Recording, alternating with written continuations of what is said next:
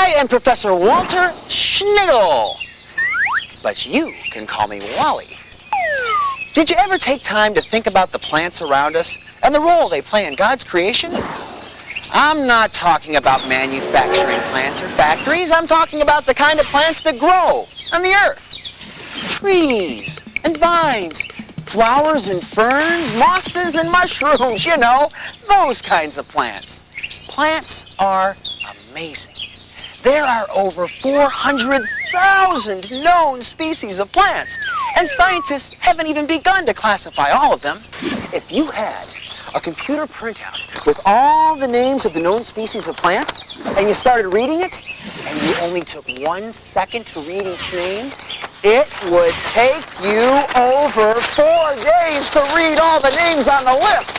And that is if you didn't take a break to eat or sleep or do pretty much anything except read names. That's a lot of plants.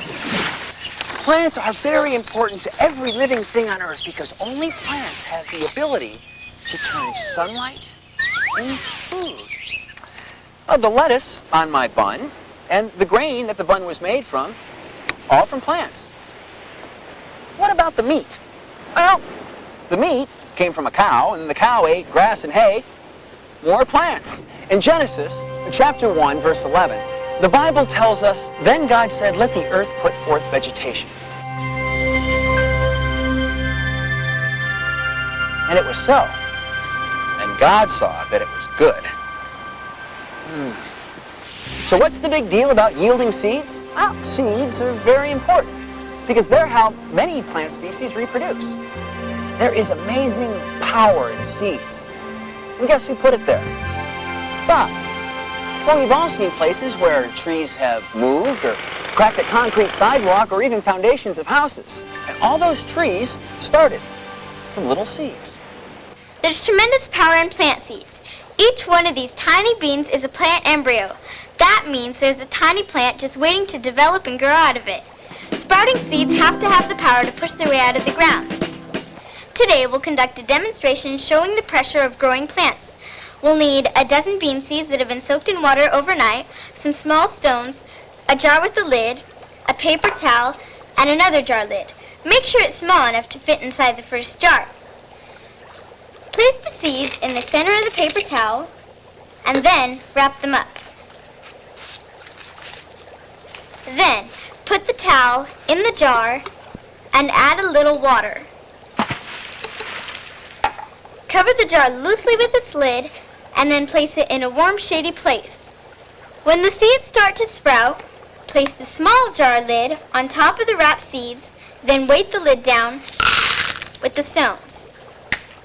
As the bean sprouts grow, they'll raise the small jar lid and the rocks up out of their way. Super beans!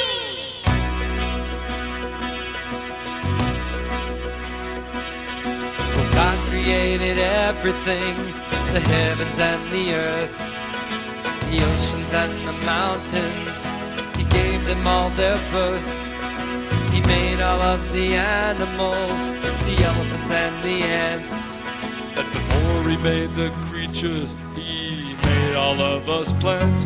You all depend on plant life. You all depend on plant life. You all depend on plant life. It's the source of our food. We all depend on plant life. We all depend on plant life. All depend on plant life. And God saw that it was good. Plants are God's creations, and they're the only one that can manufacture food from the light of the sun. You all depend on plant life. You all depend on plant life. All depend on plant life. And God saw that it was good. We all depend on plant life. All depend on plant life. God's creatures need plant life. It's the source of all food.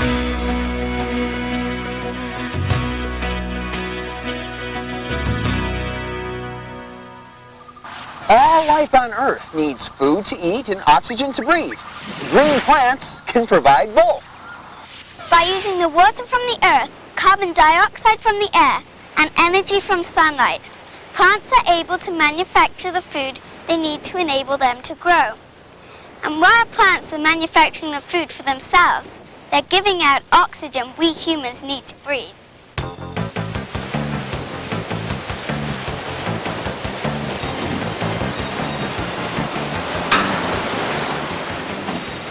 Take a deep breath, okay? 1, 2, 3. Now, you've just filled your lungs with air. It's a mixture of gases, mostly nitrogen and oxygen, with a tiny bit of other gases like argon, carbon dioxide, and water vapor. Exhale! Whew. You've just expelled the air from your lungs. Now, while the air was in there, your body took the oxygen that it needed for energy and exchanged it with carbon dioxide. It's a waste product that's left over from turning oxygen into energy. Your body metabolized oxygen. Metabolism is the series of chemical reactions necessary to keep living cells healthy, which includes turning food into energy and turning oxygen into carbon dioxide. So even though plants don't have lungs, they do metabolize atmospheric gases to produce energy. The gas they use is carbon dioxide. When plants breathe out, the waste product is oxygen. When you breathe out, the waste product created is carbon dioxide. The air that propelled that balloon was mostly carbon dioxide. Now, it's amazing when you think about it. God designed plants to create what we need to sustain life, and in return, we produce what they need to sustain life. And God saw that it was good. Yeah. Even the meat we eat relies on plant life to grow. But plants don't need any help with their food. They make it all by themselves through a miraculous process called photosynthesis. We know that factories manufacture all kinds of products. Raw materials go in one end, energy is applied, and finished products come out the other. A plant's leaves are like tiny food factories, where nourishment is manufactured through photosynthesis. Photosynthesis is the process by which green plants take in the sun's energy and change it into food. It works like this. The green in the leaf of a plant is called chlorophyll. Chlorophyll works like a trap to catch the energy from the sunlight. Carbon dioxide from the air also enters the plant through holes in the leaf called stomata. Water comes from the roots through tubes in the stem. The tubes are connected to the veins in the leaf. The water travels through the veins into all parts of the leaf. The energy from the sun, the carbon dioxide from the air, and the water from the roots all work together to make food for the plant. The food is stored in the leaf and is used when the plant needs it. Photosynthesis is so complicated that only God could have designed it and made it work so perfectly. No wonder the Bible says, "Oh, give thanks to the Lord. Call upon his name. Make known his deeds among the peoples. Sing to him. Sing praises to him. Speak of all his wonders." A large oak tree has about 250,000 leaves and produces about 50,000 acorns a year. Ow!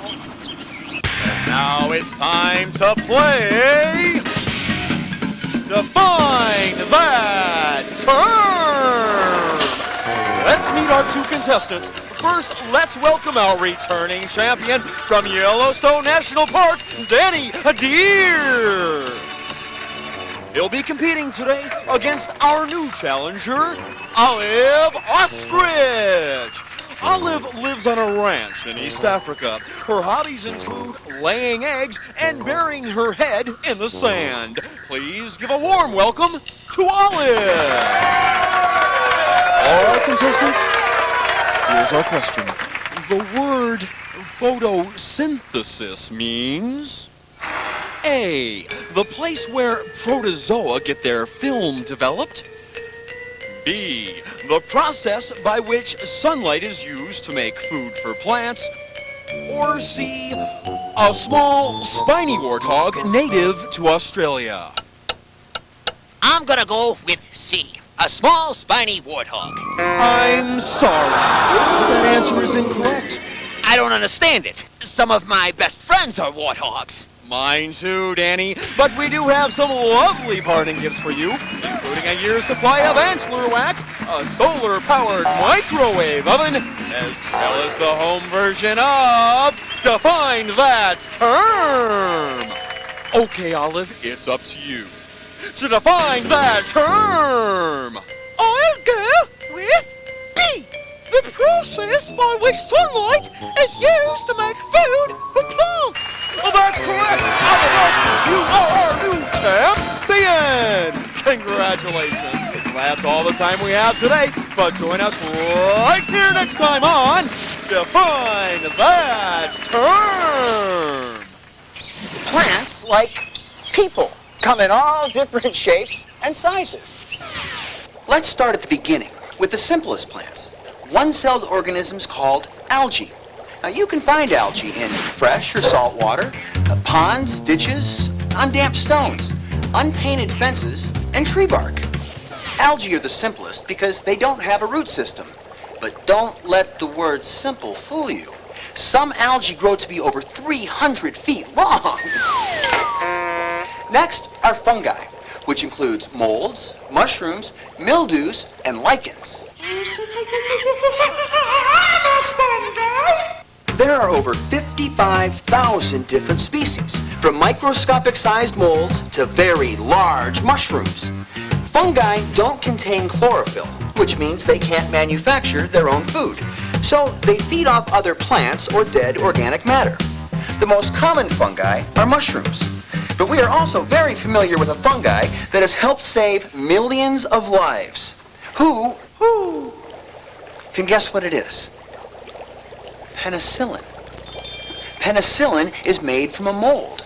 And molds are also responsible for giving some cheeses their wonderful flavor. Lucky for me! Now, lichens are an interesting breed. Lichens are really two plants in one. Fungi containing algae. The algae and the lichen make the food, and the fungus protects the algae and keeps it moist. Now, we'll move up the ladder to mosses, liverworts, and ferns. I love liverwurst. Liverworts. Warts. Now you talking my language. Different kind of wart. It's spelled W-O-R-T, not W-A-R-T. Now, the common thread between mosses, liverworts, and ferns is the way they reproduce. All three reproduce by spores, which are carried in the wind or in the water in which they reside. Mosses and liverworts have no real roots. They take in water through their surfaces. As a result, mosses usually grow on damp and shady ground. They look almost like carpets because they are made up of masses of tiny plants. Liverworts are also small plants that grow in damp places. In this group are the horsetails, whose rigid stems were used by early Americans for scrubbing their pots and pans. Ferns are the beautiful and decorative plants we see in the house or in the shady part of the garden. Ferns are ancient plants and can range in size from tiny 1/4 inch water plants to huge plants growing up to 60 feet in height. Unlike the mosses, fungi, and warts, ferns have their own root system. Some of the most advanced and complicated green plants are the gymnosperms. The word gymnosperm means naked seed, which means that they bear their pollen in seeds and cones, like pine trees. Some examples of gymnosperms are Christmas trees and redwoods. Finally, the most numerous of all plants are the angiosperms, or flowering plants.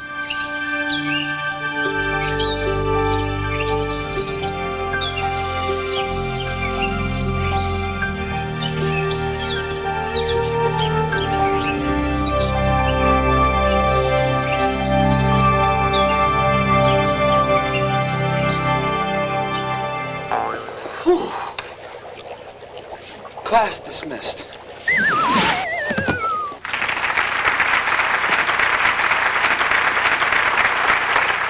These are parts of a plant.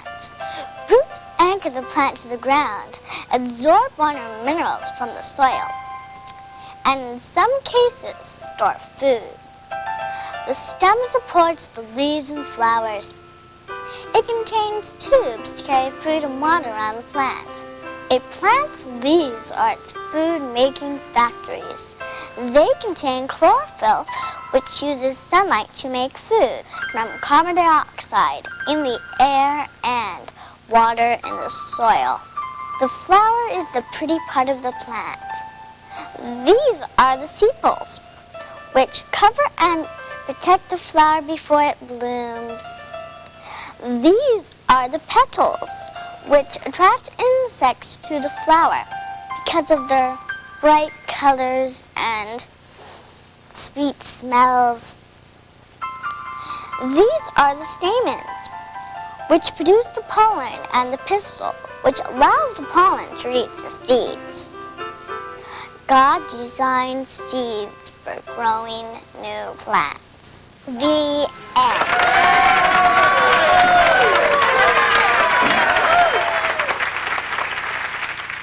A banana tree really isn't a tree at all. Can you guess what it is? Let me give you a hint. Did you guess? It's really an herb. Did you know that flowers and insects help each other to live? When you go outside in the spring or the summer, look for insects that you see in the flowers in your neighborhood. There's all kinds. You see, the insects come to the flower to drink the sweet juice inside, and that juice is called nectar. This is what I call nectar. Well, it's basically the same principle. Your drink is sweet, it gives you energy, and it provides important fluids that you need to live. Watch a butterfly drink out of a flower. It uses its long tongue to drink the nectar, and this nectar is food for the insect, and bees make honey out of it. But while the insect is getting its nourishment, another amazing thing is happening. Pollen is sticking to the insect. What's so amazing about that? A pollen is what is needed by the plant to make new seeds, so that it can make new plants. As the insect travels from flower to flower getting food, pollen sticks to its legs and body. Watch a bee as it crawls over the flower it's drinking from. Every time the bee crawls around, it gathers and drops pollen. When the pollen of one flower reaches the pistils of a flower of the same species, the plant begins to make seeds. This is called pollination, and it's necessary in order for plants to continue to live and to grow. Isn't God good? The Stapelia flower looks and smells like rotting meat. Flies are attracted to this flower. When the flies land on it, pollen sticks to their legs. As the flies travel from one Stapelia to another, they pollinate it. Just what we need, more rotten-smelling flowers. Did you know that whether a seed is planted sideways or right side up, the root will always grow down? Roots are the way plants get their water they need to grow. And whether plants get their water from rain, a sprinkler system, irrigation, or a garden hose, they need a tremendous amount of it to grow. A wheat plant uses about 500 pounds of water. A potato plant, 636 pounds of water. And alfalfa plants use about 900 pounds of water.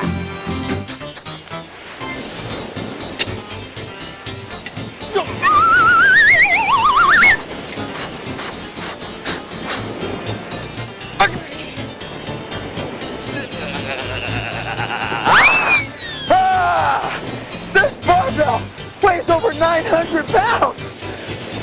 That's a lot of water!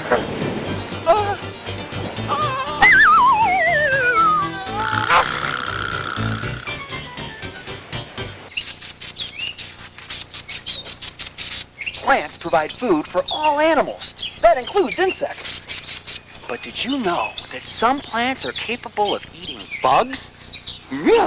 These plants are called insectivorous plants, and they include the Venus flytrap, pincher plants, and bladderwort.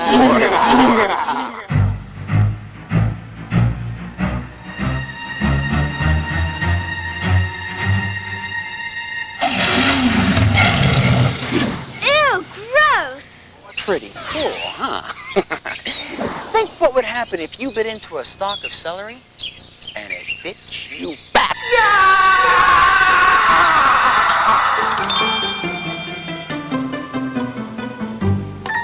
Welcome to Cooking with Celery.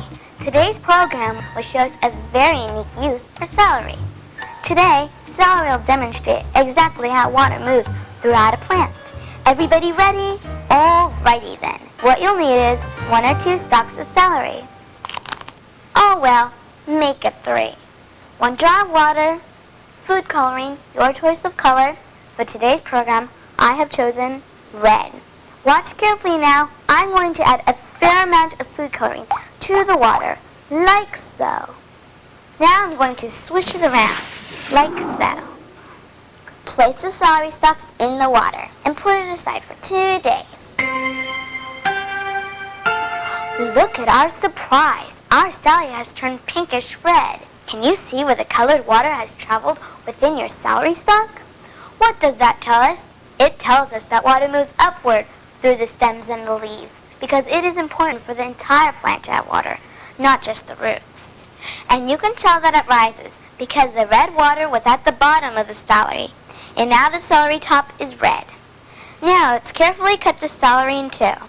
You may want to ask a grown-up to help you. When you cut the celery in half, the tubes are red. The no other part of the stalk are red. This means that water moves in the tubes of the plant, just like God planned. Plants are amazing. And quite delicious, too. It's always a pleasure having you in my kitchen. Please join me again on Cooking with Celery.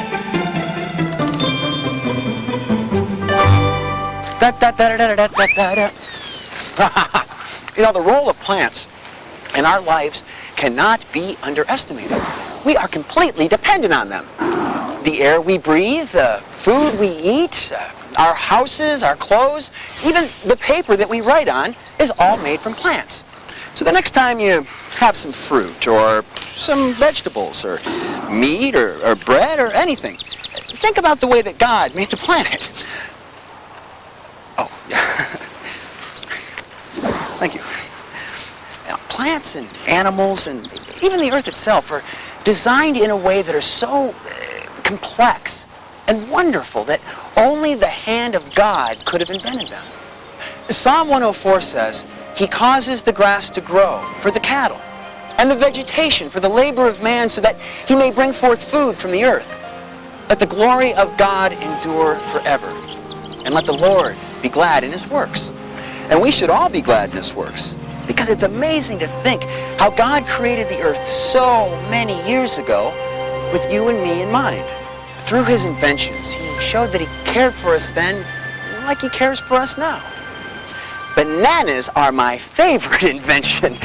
Oh, and cherries. Peach, nectarines. Nectarines are better than peaches because they don't have the fuzz. Here, have one. You're a peach of a guy. Well, gee, thanks. God made me that way. Here's to ya. Ah.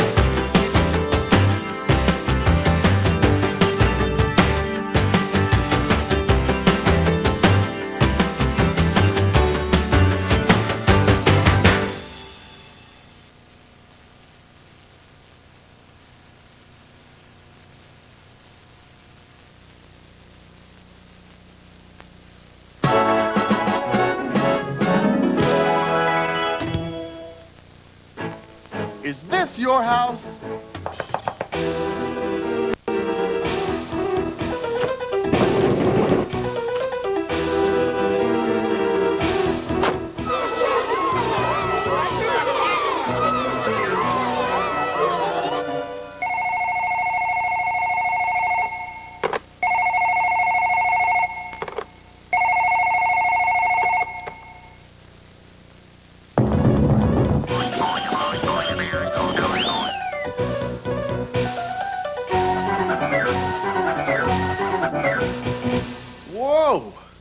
Does this look like your house? Hi, my name is Eddie Cat.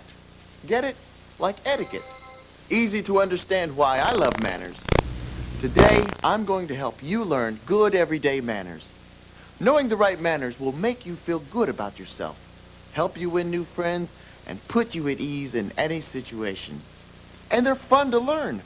Anyone can demonstrate courtesy and kindness for others, and that's the stuff manners are made of. Do you know how to make good introductions? Eat in a fancy restaurant? Well, I'll show you. And here are the people who will be helping me.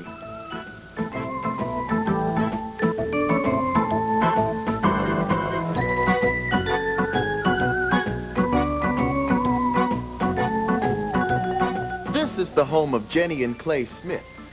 Last time they had friends over, it was a huge mess. A catastrophe, if you know what I mean.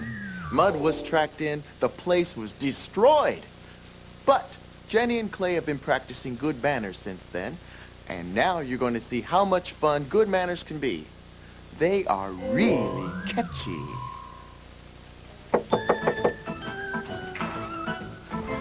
Oh, hi, Reed. Come on in. Hi, Jenny. Hi, Clay. Thanks for having me over. Come here, Mom. She's in the kitchen.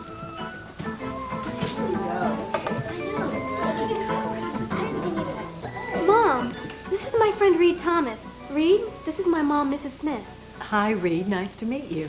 And this is our neighbor, Crystal Johnson. Hi, Reed. It's nice to meet you. Remember to always use first and last names when making introductions. And when you introduce two people, it helps to tell them a little bit about each other, like what grade they're in, and where they live, and what their hobbies are. Hey, another visitor. Let's see what happens next.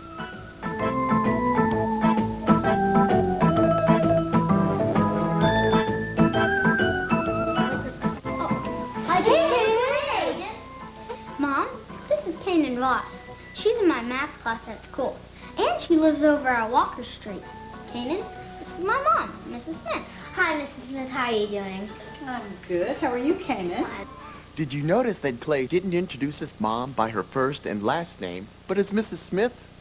You should always use a title, such as Mr. or Mrs. when speaking to or about an adult. If Mrs. Smith wants to be called something else, she'll let you know. Also, the rule to follow is to introduce the younger people to the adults. What do you say we catalog what we've just learned? Always use first and last names. Be sure to use appropriate titles, such as Mr. or Mrs. when introducing adults. And tell the people you're introducing something about each other, because it's just good manners. Now, let's talk about something everybody hates: interruptions. Take a look at the problems that come up next. Well, the PTA meeting is on Tuesday, from what I've got down, and so that might be a little bit of a... Where's the video that I recorded yesterday? It's on the bookshelf. I'm sorry. So Tuesday is out. Miss, but would you let me borrow the phone when you're finished? I can't hear you. Just a minute. Mom! Oh, man, can she wail? Most of the time, you don't even realize you're doing it, but interruptions while using the telephone can be very annoying. It's good manners to allow people to finish their conversations in peace. So, always remember, keep the TV, radio, and your voice down when you're near someone who is on the phone. Make sure you have something really important to say before interrupting, or just wait until your parent has finished the call. Of course, if it's a real emergency, break in at any time. And speaking of the phone, there's another time when good manners are important. Watch what happens when Clay answers the phone.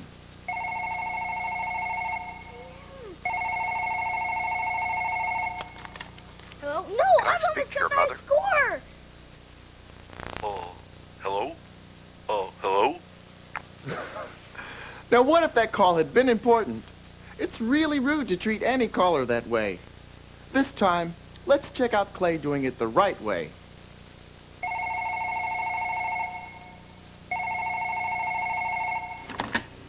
Hello, Smith residence. Is Jenny there? Just a minute, Susie, and I'll get her. Thank you. Jenny! Susie's on the phone. Susie? Hey, Jenny, it's Susie. Good job. Clay catches on quick. He did the right thing by answering the phone as his parents wanted answered. But look out. Jenny is about to get another call. Oh, that would be fun, Susie. Wait, hold on just a second. I'm getting another call. Hello? Hi, Jenny, it's Carol. Hi, Carol. I'm sorry, I'm on the phone with Susie. Can I call you back in a few minutes? Okay. Jenny did the right thing.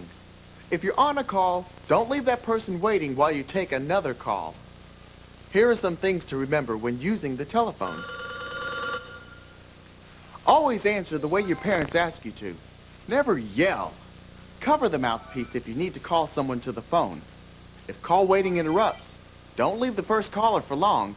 Take a number and phone them later. After all, it's just good manners. Hey, it's time for Etiquette TV, named after me. Look, here's the Furniture Channel. Hey, Clay! Good manners means not putting your feet on furniture, even in your own house. Whoa, feet! Don't even think about going in the house with muddy shoes on. If you need to, take your shoes off before you go inside. Last week, Kanan let Crystal borrow her favorite shirt. And today, Crystal is returning it. And the shirt is a mess. Always return things you borrow.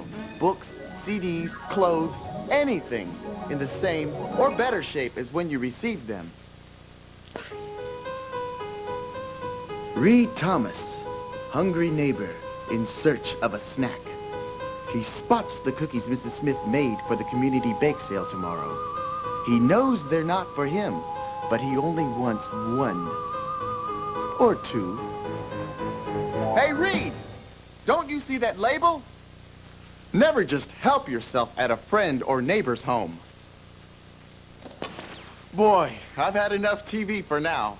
Let's review what we just saw. Keep your feet off the sofa, chair, and coffee table. Always check your shoes for mud or dirt before you enter a house. Return borrowed items on time and in the same or better shape as when you borrowed them. If you're hungry or thirsty, ask permission before you help yourself. After all, it's just good manners. When I get an invitation that says RSVP, what does that mean? A, it's a really silly vampire party. B, they're serving Russian sausage that's very plump. C, respondez s'il vous plaît. The correct answer is C. Respondez s'il vous plaît is French and means respond if you please. It's good manners to let the host or hostess know immediately if you can attend. That's the reason many invitations request a reply. Never ignore the RSVP and show up anyway. Try to respond within 48 hours. Wow, seeing those cookies really made me hungry. I guess it's about time for a bite to eat. Maybe some French fries and ketchup.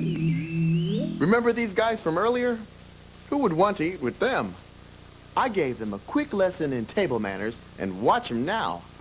Jenny has learned that sitting up straight and not slouching looks and feels better. Reed is still enjoying the pizza, but now he looks more like a person instead of a vacuum cleaner, and he chews with his mouth closed. Crystal no longer wears a bib. She's learned to put the napkin in her lap. And remember to leave your napkin in your chair if you have to excuse yourself during the meal. Clay has finished eating and has learned to clean up after himself, not relying on his parents to do it for him. Who do you think wrote one of the first books on manners and etiquette? A, your Aunt Marge, who is always kissing you on the cheek. B, your Uncle Ralph, who loosens his belt after every Thanksgiving meal. C, our first president, George Washington. The correct answer is C. George Washington wrote a book on etiquette and manners in 1747 at the age of 15. It's called Rules of Civility and Decent Behavior in Company and Conversation and includes 110 rules our president-to-be like to live by. Check your library to see if they have a copy of it on hand. Good manners are always in style.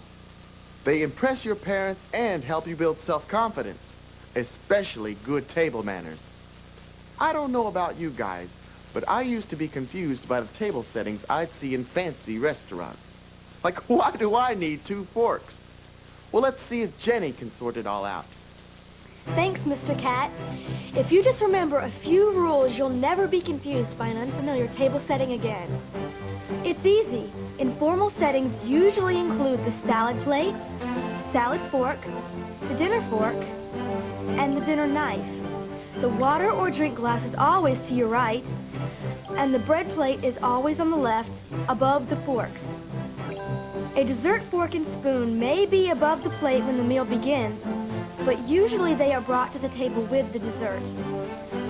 When the meal is served, remember to start with the utensils farthest away and move toward the dinner plate with each course. As Mr. Cat would say, it's just good manners. Let's say you're at home watching TV tomorrow and an adult friend comes by to see your parents. How do you greet the visitor? A, continue watching TV and wave in the general direction of the door. B, yell, "Someone's at the door!" C, go to the door, see who it is, and offer a friendly greeting like, "Hi, Mr. Hamilton." Be polite until your parent arrives. Then go back to what you were doing. The correct answer is C. When a visitor comes through the door of your home, always deliver a friendly greeting, even if you're busy. Always make the visitor feel welcome. It's just good manners. Speaking of thank yous, I promised Kanan I'd go over the rules for writing a great thank you note. You should always write a thank you note as soon as possible after receiving a gift, whether it's for your birthday or another occasion. Also, after you spend the night at a friend's house, you should write a note thanking the hostess, your friend's mom, for having you as her house guest. All right, To write a terrific thank you note, first, be sure to name the gift. Always mention how you'll use and enjoy the gift, and let the person know you appreciate his thinking of you. Hey, Kanan, did those rules help? Yes, Mr. Cat. I just finished a note to my uncle following all your rules. This is what I wrote. Dear Uncle Raymond, thank you so much for the pretty blue sweater. It looks great with my favorite plaid skirt. I can't wait to wear it when we come up to see you later this year. Thank you again for thinking of me on my birthday. Love, Kanan. Boy, Kanan, I think you wrote a great thank you note. Thank you notes are easy. They only take a few minutes, and they always make a good impression. And it's just good manners. When your parents ask you to take out the garbage, you should... A, complain about how hard you work around the house for a meager allowance. B, mention that you took it out twice last year. C, take out the garbage. The correct answer is C. Doing your chores without a fuss is one way to prove how mature you are. Being responsible is more than good manners. It's a quality everyone appreciates and admires. Learning to do your work now will make you a better student, a better employee, and later, a better boss. And who knows, it might get you a raise in your allowance. Why should you care about good manners? It shows respect and consideration for others. And it's an example of your level of maturity. Like when you learn to make introductions the right way, it puts everyone at ease. Remember to use first and last names and introduce the younger person to the adult. Mention something about the people you introduce. And always try not to interrupt anyone during a conversation. Answer the phone courteously and don't keep callers on hold if you have call waiting. Respect other people's property. Keep your feet off furniture. Return borrowed items in good shape and obviously keep muddy shoes out of the house. And you'll always be a welcome guest. If you visit a friend and get hungry or thirsty, ask permission before you raid the cabinet for a snack. Remember, knowing good table manners builds self-confidence. Follow the rules we discussed and you'll always be comfortable. At your house, a friend's home, or the fanciest restaurant. Finally, when writing thank you notes, keep in mind that the people who receive them will think you're the greatest person in the world. I know by now you're catching on, but if you're still asking yourself why these things are so important, here's why. It's just good manners. And now let's answer a few questions from our mailbag. Dear Mr. Eddie Cat, my dad got mad at me yesterday for being late to meet him at the mall. Why should it matter if I'm a little late if I was having a good time? Being on time is very important. When you didn't show up on time, your dad had no idea why. He didn't know if you were just running late or if something serious had happened to you. Always be on time, but if you're going to be more than 5 or 10 minutes late, call ahead or send a message that you're running late. It's just good manners. Dear Mr. Eddie Cat, when I meet a new classmate at school, what am I supposed to say to them? To begin with, ask where your new classmate is from, what their favorite subjects are, and what they like to do after school. You can ask about their family, their pets, where they live, their favorite foods, anything. Just saying something is very important to the new kid on the block. If you've ever been the new person before, you know how nice it is when someone talks with you. Dear Mr. Eddie Cat, I understand that I should use good manners at school and in public, but why do my parents expect me to use good manners at home? It makes just as much sense to use good manners at home. Why not show your family the respect you would show a friend, teacher, or stranger? Dear Mr. Eddie Cat, my mom says I shouldn't wear a hat at the table or in a restaurant. Is she right? Never wear a hat at the table. Hats should be worn outdoors to keep your head warm. Here are some other things to remember while at a restaurant. Don't put your stuff on the table during a meal. If you have packages or books or a jacket, put it on the floor beside you or in an empty seat or coat rack, not on the table. If you have a question about manners, write to Eddie Cat, P.O. Box 422043, Atlanta, Georgia 30342. Send a self-addressed stamped envelope and we'll get you an answer fast.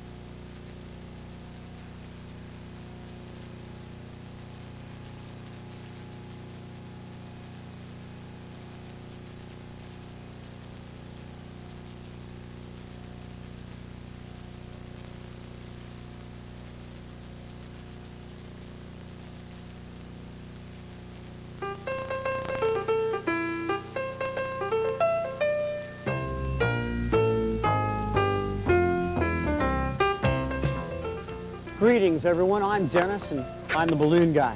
Welcome to Balloonacy 2. Now, what's Balloonacy, you say? Well, Balloonacy is the art of taking a little balloon such as this one and turning it into an animal, like the rabbit I've just done.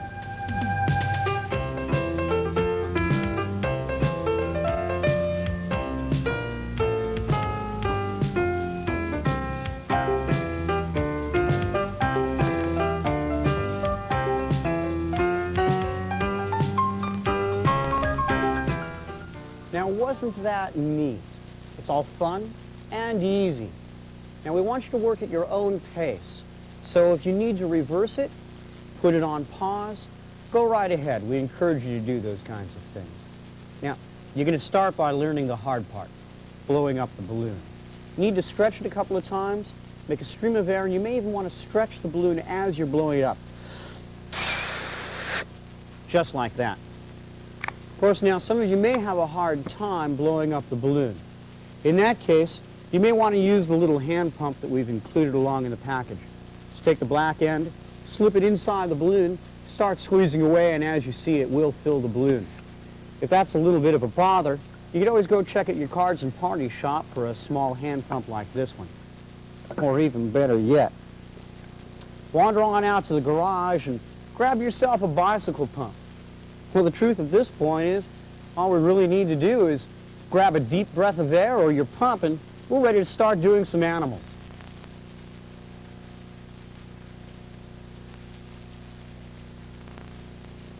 Before we get to our basic dog, we're going to have to learn a few twists and terms first. First thing you may want to know is actually how to tie a knot in a balloon. The best thing to do is take the nozzle or the lips around 2 fingers and then slide it between those 2 fingers. Grasp the nozzle and just pull your fingers out. Never tie that knot too tight because there are things you're going to be able to do with it. And when you're actually twisting the balloon, you want to pinch, then twist. When you do a complete twist or a loop like this one, you get to your next spot, twist it, grasp both bubbles where you're going to be bringing it together over here, try to pull up, and then twist and put them together. The basic terms that we'll be using are first, a loop twist, which has just been demonstrated here. We'll follow the loop twist with what I refer to as a split twist. Instead of taking a loop, you split it at the top and then bring it back. Remember, once again, when you put these together, you want to separate a little bit and then put them together. This will prevent friction, which will make the balloon a lot quieter because you won't be squeaking. It will also make sure that you prevent some breakage. The third type of twist that you're going to find listed in the book itself is something we referred to as an S twist. You're not going to use it too many places, and we won't use it here in the video, but you'll still find it listed in the book. You make an S-type pattern, squeeze down, and then twist the whole process or section together. Over here you've got your 3 basic types of twists. First, your loop. Second, your split. And finally, your S.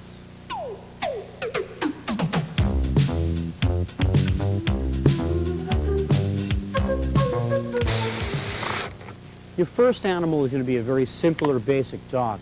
Now, I've left about 3 inches worth of air out of the balloon. Now imagine a dog. He starts with a nose and then a pair of ears. These guys usually follow you around as you're walking around the room. After this, he needs a neck. He's going to use 2 fingers for this particular bubble. Now the neck, extend your hand finger out. This will give you 1 leg. Bringing it back, you've got the other. This way the little guy can hop into your lap. Now the measurement at this point actually comes from the back of the balloon. Not the unblown up section, but back here. Just measuring twice, twist. This will give you your body. Extend your finger out 1 more time. That's 1 leg.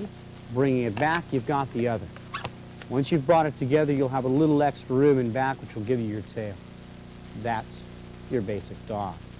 Leaving 3 inches of air out of the balloon, give your dog a nice big nose, about 2.5 inches long. He also needs a nice big pair of ears. Make these about 2.5 inches long as well. Now remember, when you're twisting balloons together, you need to lift up, separate, and bring your twists together. His neck is the width of my 2 fingers, or about 1.5 inches. To measure his front legs, I'm extending my index finger out, but you can measure about 1.5 to 2 inches in length. Make a split twist, like we talked about at the very beginning of the tape.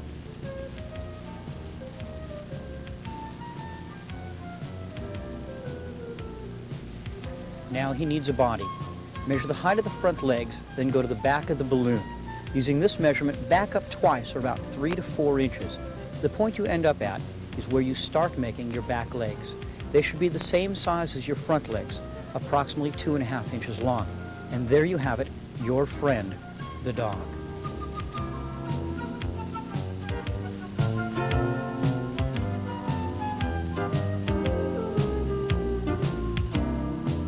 Actually, your second animal works from here. If you take the neck and just pivot it around, at this point your dog will be staring at his tail. And as you see, if he tries to chase it, he's too far away to catch it. So he'll get confused. Just point the tail straight down. As a matter of fact, he looks so confused that he may end up on his ears. And in this case, instead of a dog, you've got a giraffe. Looking at that over again, start with your basic dog. You pivot the neck so his head is facing his tail.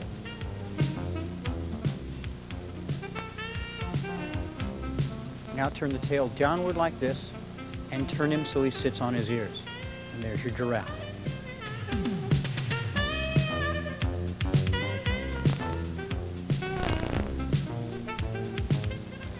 Now the next few designs are all going to be a small variation on that simple dog. This is just a squirrel. And a small nose, a small pair of ears, neck, and small legs. I've actually gone to my second knuckle. Just 1 fist distance for the body. 2 more bubbles for your rear legs. At this point, what you need to do is just take the tail, curl it or wrap it really quick, and that'll give it to you. You want to start this little fellow like the dog, leaving out 3 inches of air. Now start with the nose, about 1.5 inches long, and his ears should be a bit smaller, say each bubble being 1 inch long. Please remember to pull up when you bring your twists together.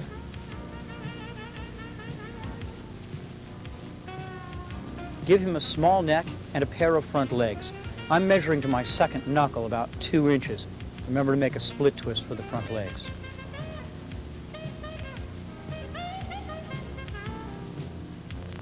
To make the body, I'm using my fist to measure the distance.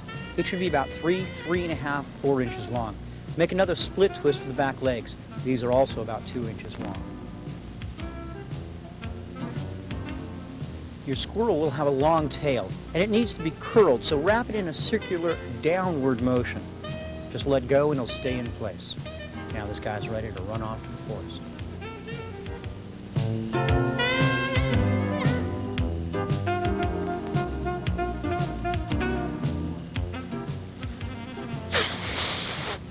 This time we'll do a rabbit.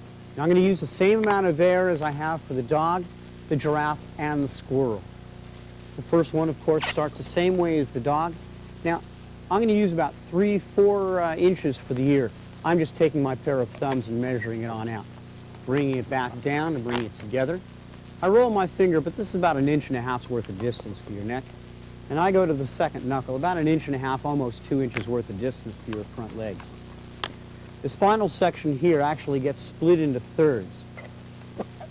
Now, if you find yourself a little tight over here for a little extra room, you can squeeze that down, and that'll give you the room for the tail. And the major difference is that you need to separate here and just push down at the rear of that one bubble. That allows your rabbit to set and sit, as you can see here. You start like the dog with a 3-inch tail and make the rabbit's nose about the same size as the dog. A rabbit needs long ears. To measure these, I extend both of my thumbs out. Each ear should be about 4 inches in length. The neck should be about 1.5 inches. Now give the rabbit a pair of front legs. I measure these bubbles down to my second knuckle, or about 1.5 to 2 inches in length.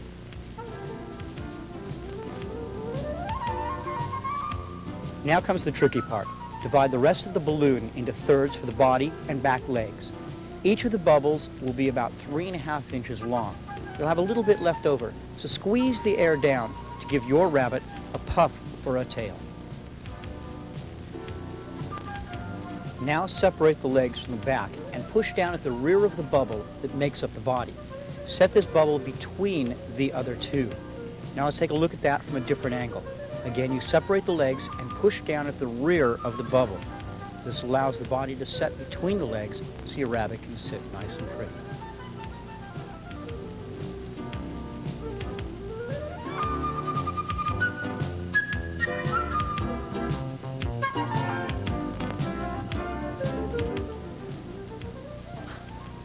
This is the mouse. He's one of my favorites.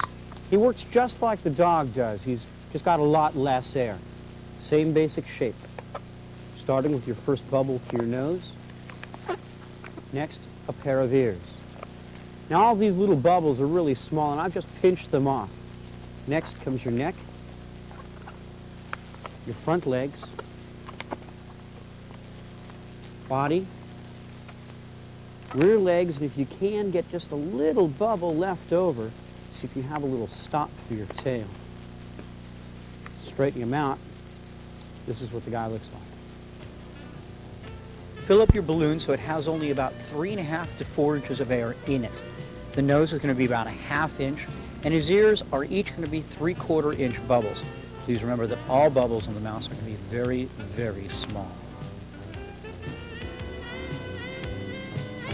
His neck is about a 1/2 inch bubble, and his front legs are each going to be 3/4 of an inch long. Remember to pull all of your bubbles apart before twisting them together.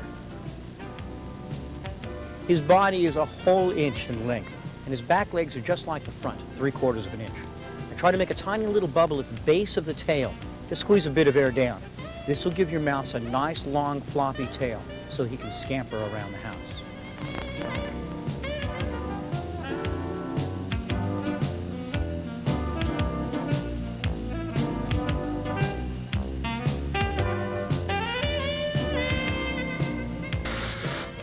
We're finally going to get along to something that uses a degree of difficulty.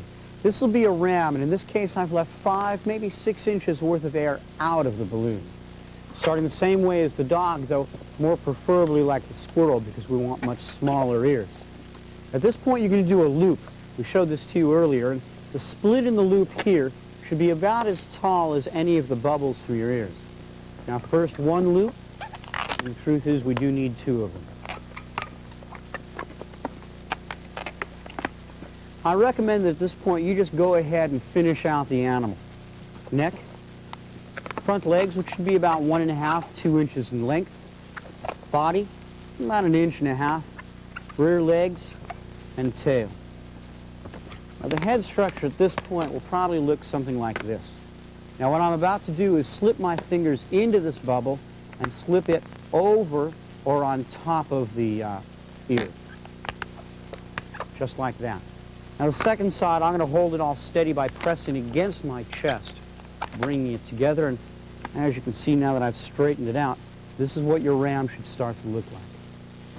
The ram is a bit more difficult, so watch closely. Leave about 5 to 6 inches of air out of the balloon. Give him a nose just like a dog and a pair of ears like a squirrel. That entire section is just your basic head structure. A ram needs horns, so you need to make loop twists for these. The fold of each loop must be at least as high as the ear bubbles. Carefully make one loop and then make another. At this point, we're just going to straighten things out with the nose forward, ears up, and antlers or horn structure underneath them. We'll come back to finish the horns later.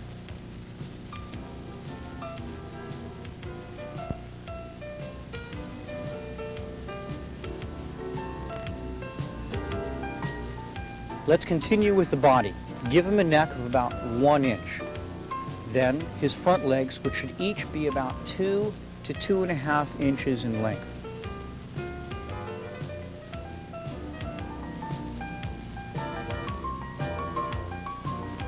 The body is a bit shorter, about 1.5 inches in length. The ram's rear legs should actually be smaller than the front legs, 1.5 to 2 inches. This will make him stand tall and proud. Now let's finish those horns. Take one loop and stretch it apart. Then push it over an ear. Do the same on the other side.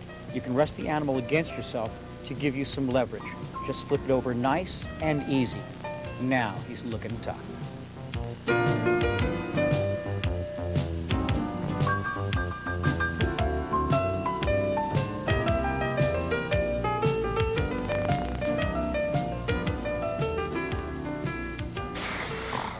This next one's a deer.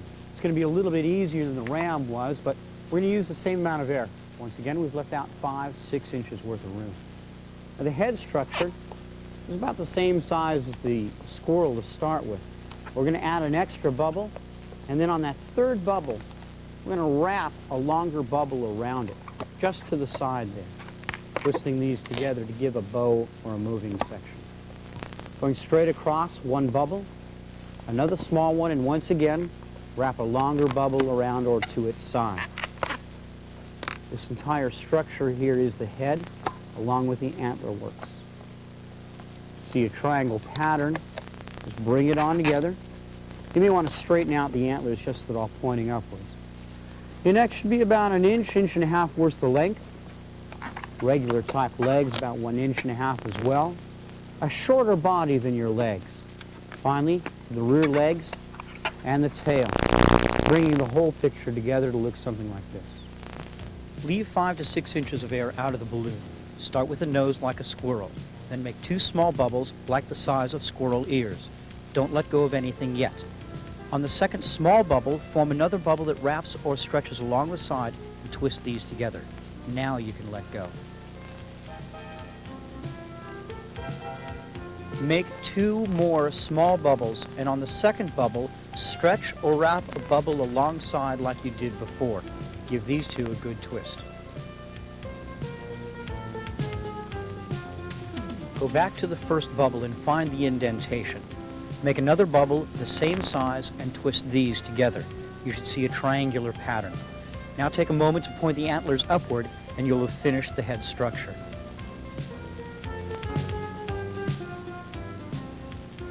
It's simple from here on out. For the neck, I use my 2 fingers, but you can measure about 1.5 inches. The legs are a bit longer, 1.5 to 2 inches in length each.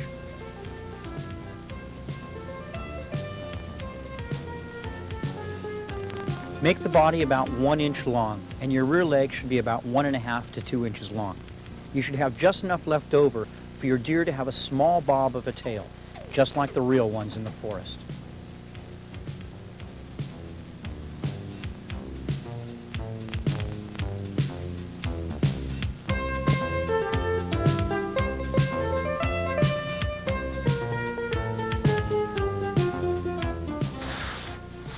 This design is a French poodle. Now it'll be a little bit easier than having done that ram. Now it uses a lot less air. In this particular case, about 14 inches worth of air.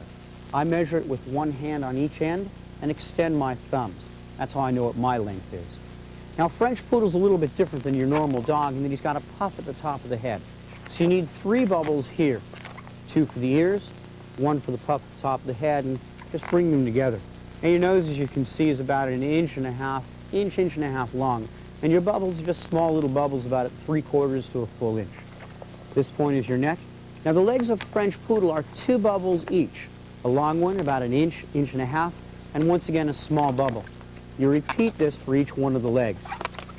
Your body itself should be about an inch, inch and a half long. Repeating what you did for the front legs, 1 long bubble, 2 short, and a long.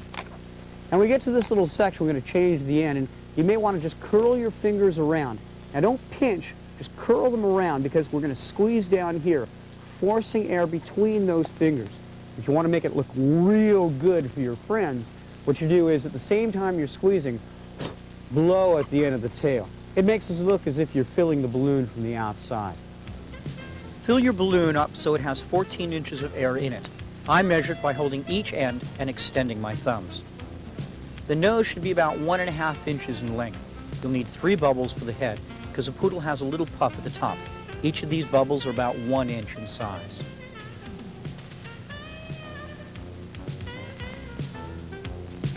The neck is about 1 inch. Now the legs each take 2 bubbles. The large one is 2 inches and the small one is about 3/4 of an inch. So that's 2 inches, 3/4, 3/4, and then another 2 inches. Make sure you have a matching set.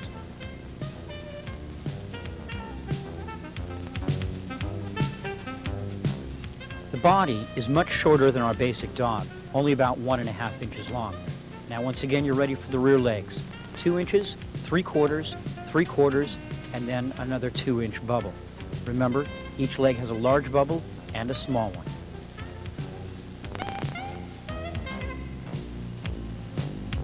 The tail is the fun part. Curl your fingers around the tail, but don't pinch. Just push down at the bottom of the bubble. This will force the air up to the tip. Now let's take another look at that step again. Curl your fingers around the tail. Don't pinch. Just push down at the bottom of the bubble, forcing the air up. Remember, if you blow on the tail as you push, all your friends will think you blew up the balloon from the outside. But that's our secret.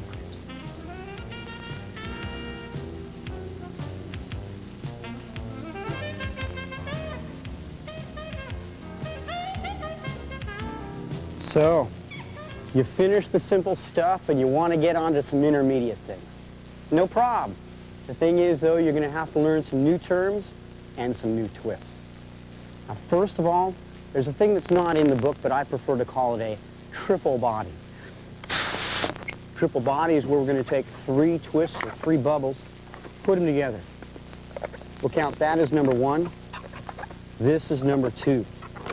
You've done this part already. But the third is this section here. This is where you're going to take it and just roll that one bubble or the third one through the others, and then you're going to do it again. This is going to lock the whole section so that this can't come apart. That's number 1.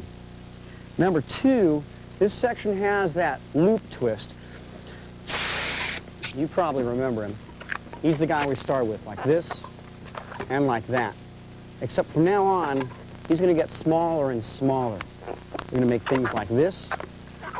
And finally, we're going to use something that's called the mini loop, sometimes referred to by some people as the teddy bear or the teddy bear's ear. That's where you have a really tiny bubble. Bring these down, and you want to pull up on both sides or both ends of the twist, and then put it together.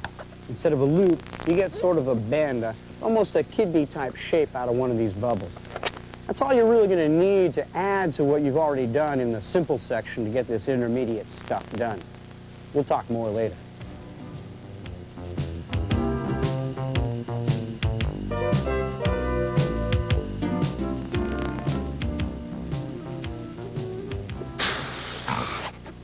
Now the swan is just like the dog in that it uses the same amount of air, leaving out about 3 inches worth. It starts the same way, except this end over here, instead of being a head, is the tail. Now I use about 2 thumbs worth, maybe a touch larger, just like the rabbit's ears. We're going for a full 6, maybe 7 inches here. Bringing it back, and here's where the change comes. You just lay this down, and at that point pinch, roll, and now take this and roll it through the middle. You want to do this twice. That way you know it's firmly locked in. Now 2 out of 3 of these bubbles are going to be the same size, and I'm mainly bowed at this end. What I'm going to do is I'm going to take this just like I did with the squirrel's tail to wrap it, get my curve, and then at that bow, open, sink down like you did with the rabbit, and that'll give you a full swan. Like the dog, leave 3 inches of air out of the balloon. Make a 2-inch bubble. This is actually the tail rather than the head. Now we're going to make the triple body. Make a split twist with each bubble about 6 to 7 inches long. Now make a third bubble the same size as the others and roll it between the other 2. Roll it through again to lock the entire section together.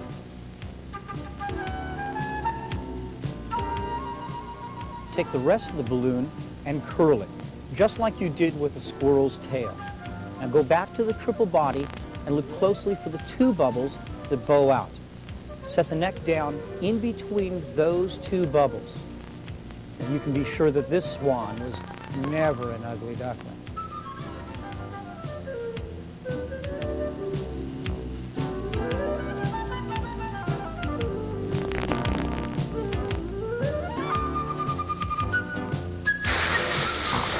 This guy's a parrot, and he's one of my favorites. Actually, one of my very own designs. Once again, the same amount of air as a dog. Now, this first bubble is a little small, about a 1-inch bubble. The next one is twice that size. You grab the knot, roll it around, and then slide it behind that first bubble. That gives you the beak and the rest of the head structure. And just like we did with the swan, we're going to take 3 of these. We're running about 5-6 inches and roll it through. Now I'm just going to take 1 bubble, take both ends to itself. You use that for the foot. And you may want to grab it right here at the tail, bend down and squeeze to give it a curve. You take your finger down here, roll it so it will slide up You can already have a parrot to definitely purchase. Like the swan, leave 3 inches of air out of the balloon. We'll make the head first. A 1-inch bubble, followed by a 2-inch bubble. Now grab the knot and roll it around and then between the 2 bubbles to hide it, just like I'm doing here. That all completes your head structure. Now we're ready for the triple body. Make a split twist with each bubble being 5 to 6 inches long. Twist off a 3rd bubble where it meets the end of the split twist. Roll this new bubble between the other 2. Now you're going to have to do it one more time.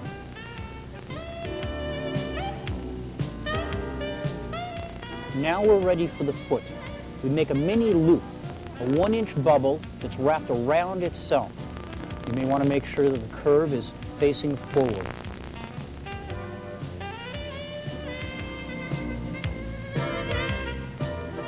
Throw the tail, grasp it near the foot, and squeeze to make a bend.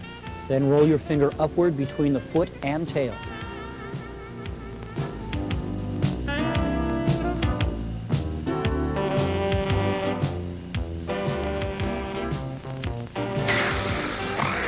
Once again, same amount of air like a dog. This time, we're going to make a snail. Start off just like a dog, well, more like a squirrel, but you need to make these little guys up here tiny. We're pretending they're antennae. Now, a full hand's width in my case, about 3.5 inches in yours. This will give you the neck or the neck stop. Now, snails really don't have a foot. They have a pseudopod, and it's just a loop brought around and together. Now at this point the measurements are a little odd. The easiest thing to do is take it to the back here, find the midpoint, and then drag that down, almost splitting it into fourths. Leave that around, and now you're ready for a move you did in the squirrel. Roll, and in this case, just separate the bottom and tuck it in. Disgusting, but cool. To give this guy another look, start with a 3-inch tail. His nose will be about 2 inches, and his ears should be tiny, smaller even than a squirrel's, about a 1/2 inch for each of these ears. Make the neck bubble about 3 to 4 inches in length. The snail has 1 foot, so we'll give him a loop. Make a bubble about 3 inches and fold it in half. To measure the rest of the balloon, take the back and pull it down to the foot. Find the midpoint of this loop and drag that down to the foot and twist into place. This will give you the base of the shell.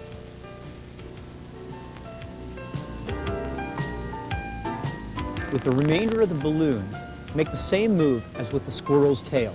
Curl it downward, but hold on to it and don't let go. Separate the loop and tuck the tail in so you have a shell. This guy may be slow, but he looks good.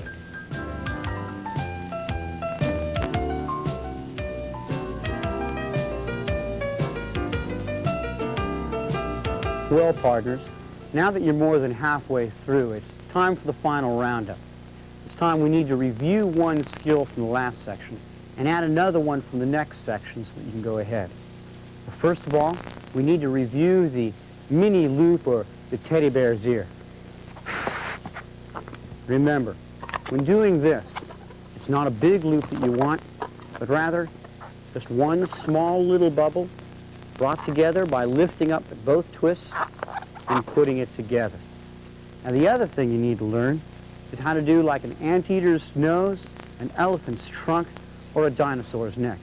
This is done by first stretching the balloon and then inflating it. Once you've done this section, you can fill the rest of the balloon. Well, partners, it's time to find out what kind of lunatics you really are.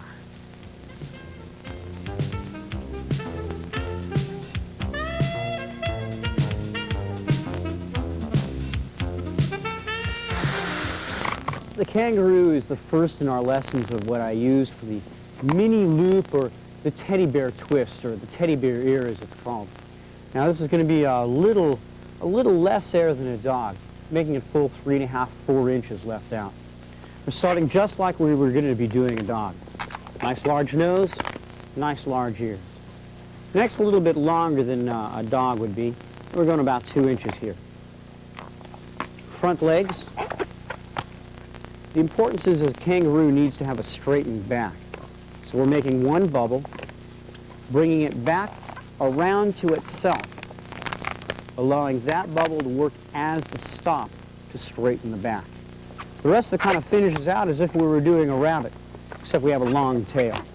In this case, the tail should be curved upwards, and the back section here sets down just like the rabbit. Straightening it out gives you this kind of a view.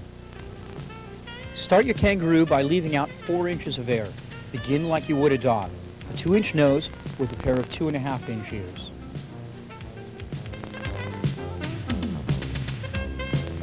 The kangaroo needs a longer neck than the dog, so give him about a 2-inch neck. The front leg should be between 2 and 2.5 inches. To straighten out the kangaroo's back, we've got to make a special bubble, the mini loop. Make a bubble that's about 1 inch and wrap it around itself. See how the back goes straight up and down. Make the body a little more than a full hand's width, or 4.5 to 5 inches. Divide the rest of the balloon into thirds for the rear legs and tail.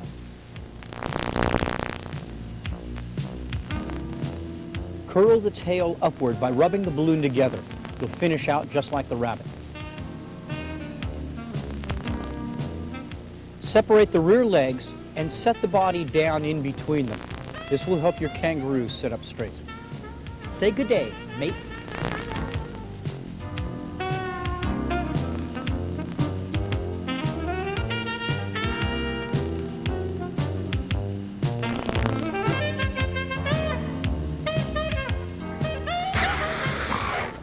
The horse is going to be a combination of the little things that you learned earlier. First of all, remember, never tie your knot too tight. The amount of air left out is about 3.5 inches in this case. Starting like you would for a dog. You now want the teddy bear or the mini loop done not once, but twice back to back. This may take a little bit of work to get down, but don't worry about it. Your neck, in my case, is a full hand, right about 3.5 inches for you. The legs got to be longer, 4, maybe even 5 inches. The body's short, 3 inches at the most. Long rear legs, and the tail's actually brought through the middle. Now I'm forcing my thumb up there to actually force a curve. I'm going to reinforce it by doing this particular motion here. Now the important thing about this knot is that you want to pinch just on that side of it, stretch the knot out a little bit, and then let some air between those fingers. What this will allow you to do is have an indentation or the muzzle, just like any good horse should have. This is such a cute fellow, I have to show him to you again. Remember not to tie your knot too tight. Leaving about 4 to 5 inches worth of room at the tail. You need to start with the nose. It's about 1 inch long. Remember not to tie that knot too tight. Next comes the tricky part. Teddy bear ears back to back. You notice we've done this in slow motion here so you can see the steps in greater detail. Make a 3/4 inch bubble and twist it back on itself. Once you've done that, you've got to make another bubble, also 3/4 of an inch, twist it back on itself. With a little practice, you'll be able to do this little move with no problem. Now straighten out the ears and you're ready to go on.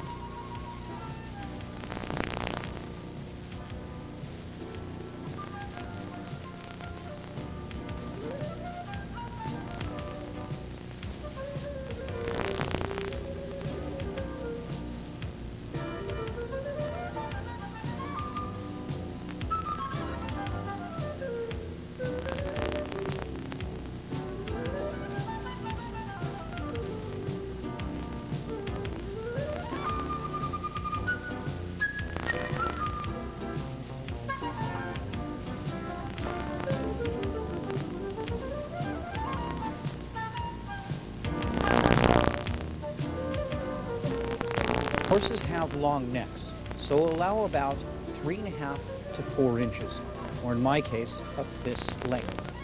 Then make a pair of long legs. These should be about 4.5 to 5 inches in length each.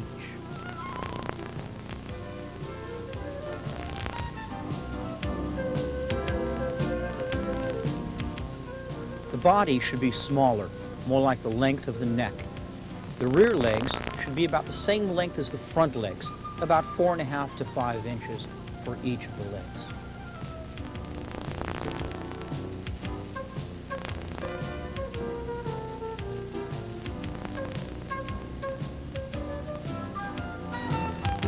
Now push the tail up between the rear legs. This will give the tail a curve just like any horse should have. You may have to reinforce the curve by rubbing, but it's not a horse yet.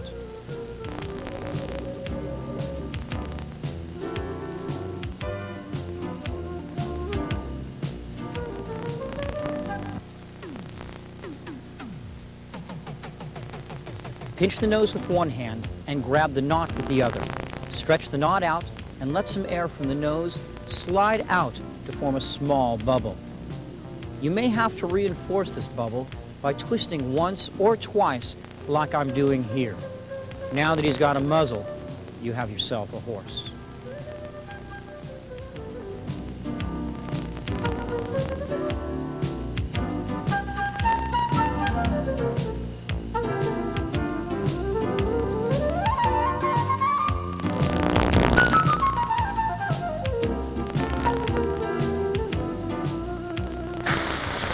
Finally, it's time for the teddy bear. I've mentioned the little teddy bear's ear and twist earlier. Now to start out, we're leaving about 4, almost 5 inches worth of air out of the balloon. Now the first bubble, actually squeeze down and then make the twist. Makes this first bubble nice and soft and pliable. The second bubble, we stretch our hand out and don't let go of anything yet, because at this point we're only at a nose and a cheek, and we need an ear. This is this little mini loop that I talked about earlier. The teddy bear's ear, right on across. We're now to the top of the head. This is about 2 inches across. At this point, one more small bubble, mini loop. There's the top of your head. Now over here, there's a little indentation. You may be able to see it from there, but if you look closely at the balloon itself, you'll see a line. Twist, make a triangle pattern over here, bringing it together. Now, if you haven't tied your knot too tight, you can squeeze to make a little extra room in this bubble, and that'll allow it to slide right on through.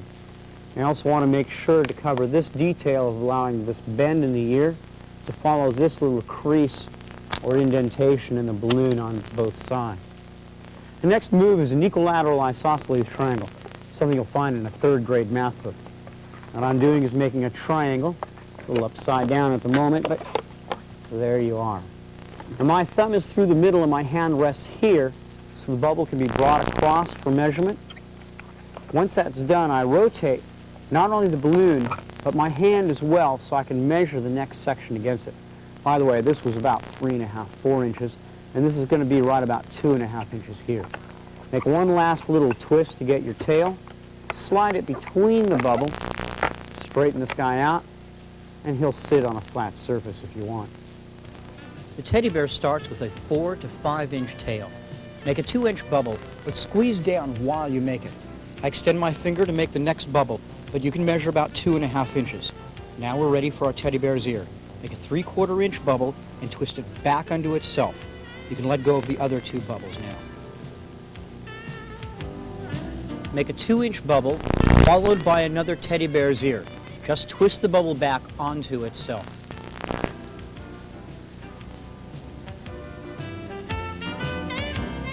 Go back to the indentation from the first bubble and make a triangular pattern, similar to what you did with the deer. Twist these 2 bubbles together.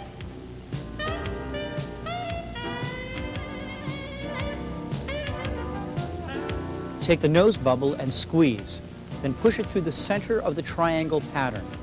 Just take a moment to straighten out his ears, and you'll have a teddy bear's face.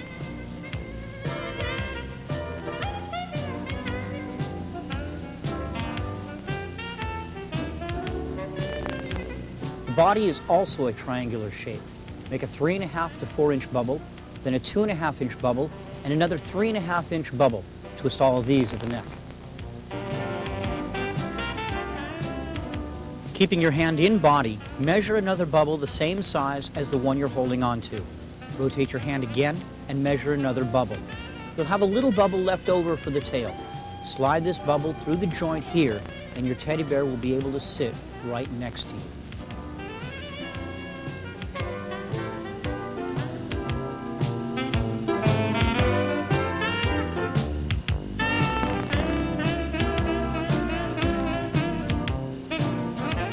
Now we're on to the tough stuff. The anteater's nose and elephant's trunk is going to be slightly different and a lot of hard work. This first section has got to be stretched out before you even blow up the balloon. Now what's going to happen is it's going to blow up in reverse. And it's going to thin the balloon, as you can see by this sizing over here. Now this first one we're going to keep rather easy just by making a simple little anteater. This is the nose and head structure. Now from here on, it's just like the dog. A pair of ears, a neck, front legs, body, rear legs, and all of these measurements are the same as the dog. The tail, and finally what you may want to do is just take this little guy and curve him in a downward position. It'll help you out later on. Stretch the balloon and hold it between your fingers so it's flat. When you blow up this section, it will fill up from the bottom. When it's full, blow up the rest of the balloon, leaving a 3-inch tail. Using the same measurements as the dog, give him nice big ears about 2.5 inches long.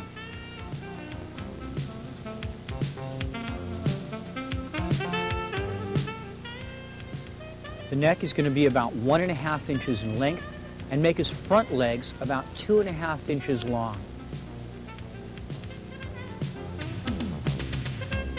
Like the dog, the anteater's body should be long, about 3 to 4 inches. Then he needs a pair of back legs, once again 2.5 inches in length.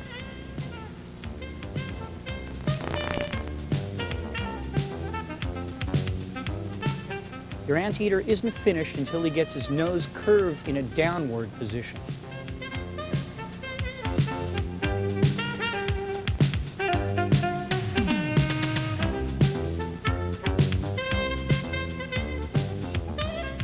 Your elephant should start the very same way as your anteater.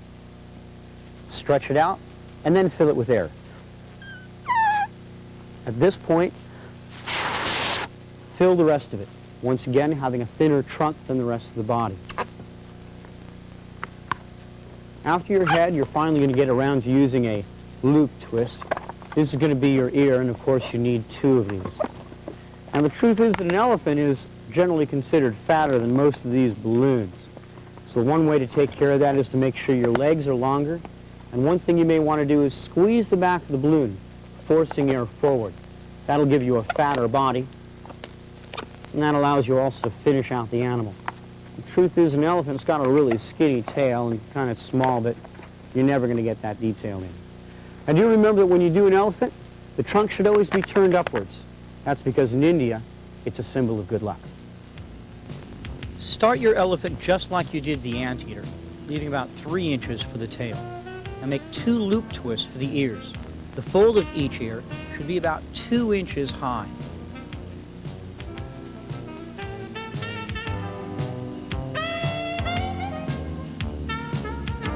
Give him a small neck, say about 1 inch, and he needs legs that are about 2 to 2.5 inches long, making a split twist for those.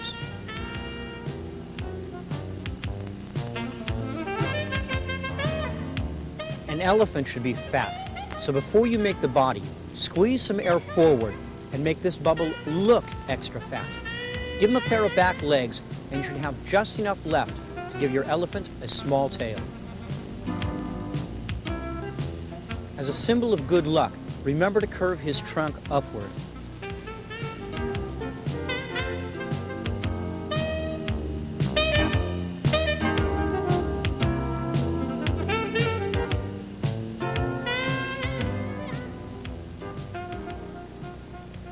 The dinosaur is going to be a combination of skills which you learned previously. The thin neck is something that you learned in the anteater and the elephant's nose.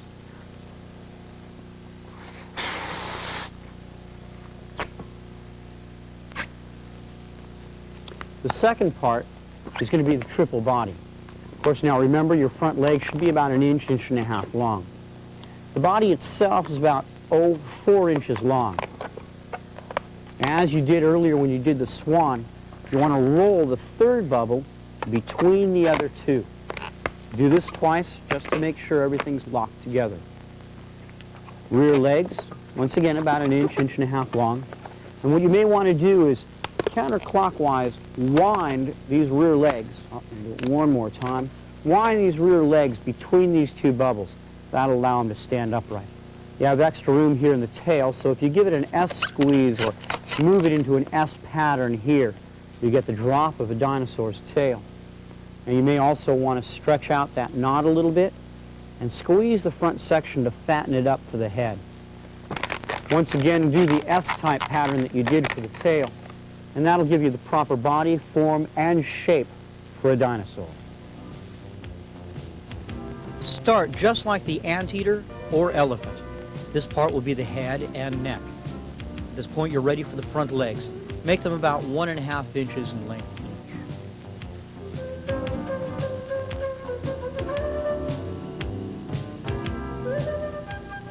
Let's do the triple body again. Make a split twist with 4-inch bubbles. Then, make your third bubble, and remember to roll it between the other two bubbles, not just once, but twice, to make sure that everything is locked together.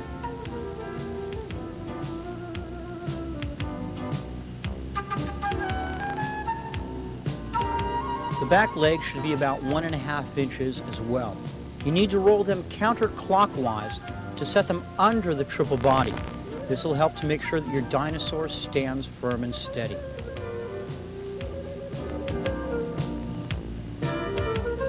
Now rub the tail in an S pattern back and forth, up and down, so he can drag his tail behind him as he walks. Go back to the head and stretch out the knot. Then rub the balloon between your fingers to fatten it up. That'll give you a head. Now make the same S pattern with the neck as you did with the tail, so he'll hold his head up high.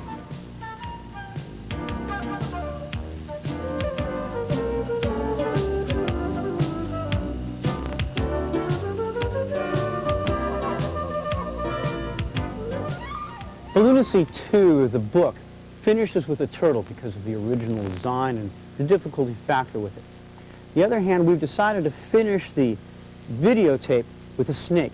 That's because it's one of the most difficult. As a matter of fact, in my opinion, the third most difficult design to do. Now you need to start right next to your hand and wrap the balloon around your finger. You need to make it firm and taut, but not too tight. Now because it's like this is going to take pure absolute lung pressure, which means you need to start with one big lung full of air and then exhale.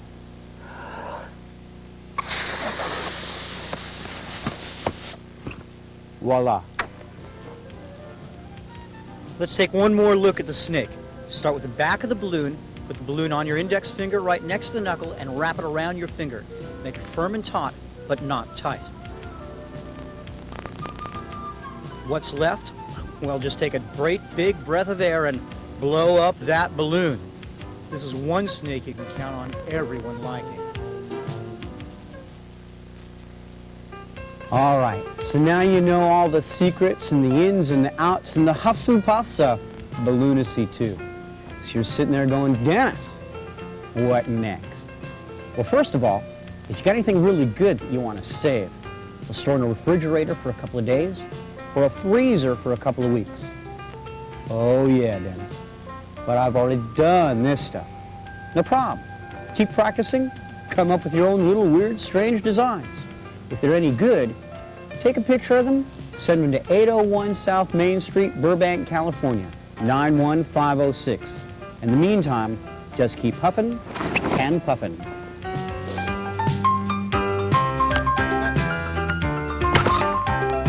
Thanks. Drag this down for a single.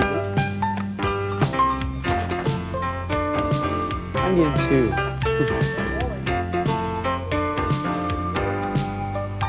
What you do is just grab it all and make it one.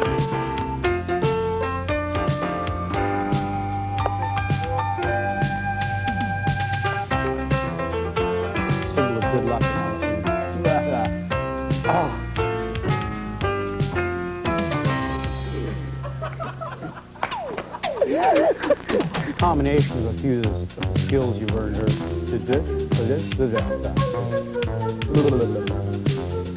I need that you